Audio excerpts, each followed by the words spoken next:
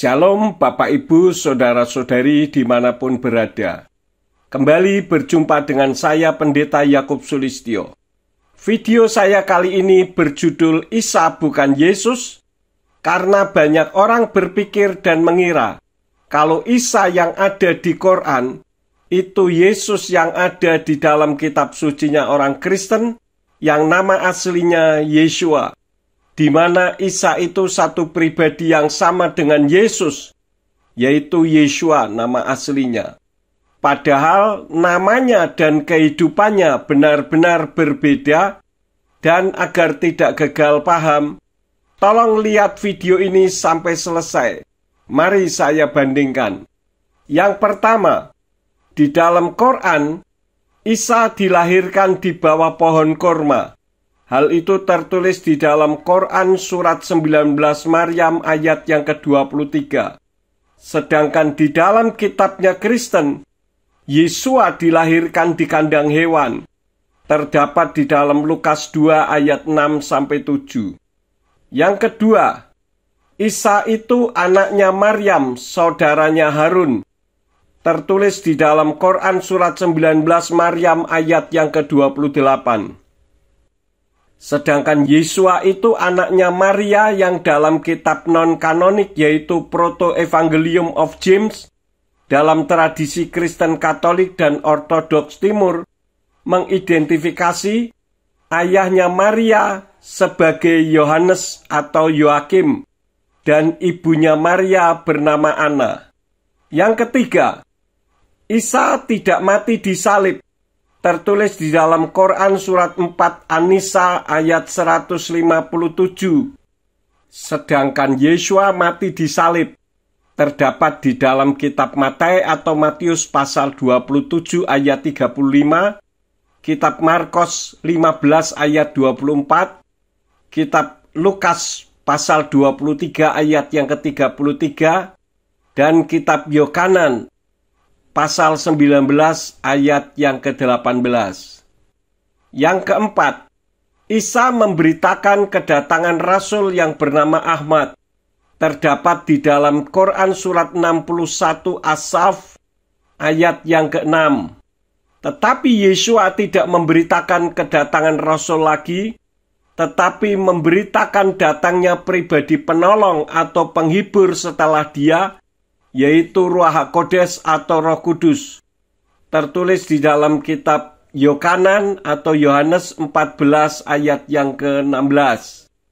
Yang kelima, Isa hanya utusan atau rasulnya Allah dan hanya ciptaan Allah.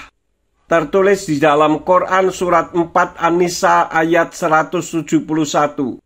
Sedangkan Yeshua di dalam kitabnya Kristen itu Yahweh Sang Pencipta yang turun ke bumi dalam wujud seperti manusia. Terdapat di dalam kitab Injil Yohanes atau Yohanes pasal 10 ayat yang ke-30, Yohanes atau Yohanes 14 ayat yang ke-9, 1 Yohanes 5 ayat yang ke-7. Selain adanya perbedaan-perbedaan tersebut, dalam kitab Injil berbahasa Arab, tidak ada nama Isa, adanya Yeshua. Sebagai bukti bahwa Isa beda dengan Yeshua, yang selama ini dikenal dengan nama Yesus. Dengarkan pembacaan 2 ayat di kitab Injil, dalam kitab Matius pasal 1 ayat yang ke-1, dan kitab Injil Matius pasal 1 ayat yang ke-21. Sebagai berikut. Kama qala ar-Rabbu fi kitabihil muqaddas fi surati Matai fil faslil awal wal ayatul wahida kazalik. Haza sijillu ailati Yasu'al Masih, jaa Yasu'u min nasli Daud wa Daud min nasli Ibrahim. Perhatikan huruf yang saya lingkari. Itu bunyinya Yeshua, bukan Isa. Demikian pula di dalam kitab Matius atau Matius pasal 1 ayat yang ke-21 sebagai berikut. Kama qala ar-Rabbu fi kitabihil muqaddas fi surati Matius al-faslul awal wal ayatul wahida wal ishrina kazalik. Fasatalidu ibnan wa anta tusammiyahu Yasu'a li'annahu huwa allazi yukhallisu sya'bahu min khotoyahum. Perhatikan huruf yang saya lingkari. Itu bunyinya Yeshua, bukan Isa. Jadi Isa itu benar-benar berbeda dengan Yesus atau Yeshua, baik beda pribadi maupun orangnya. Jadi untuk apa berdebat dan diperdebatkan? Ada satu pertanyaan begini. Bagaimana dengan banyaknya kesaksian orang yang tadinya membenci kekristenan, tetapi ditemui Isa yang mengaku sebagai Sang Juru Selamat, lalu menjadi Kristen? Padahal Isa di dalam Quran bukan Tuhan. Jawabannya, karena Tuhan itu mengetahui ketidakmampuan atau keterbatasan pengertian manusia. Memang ada orang-orang yang membenci kekristenan karena takut masuk neraka.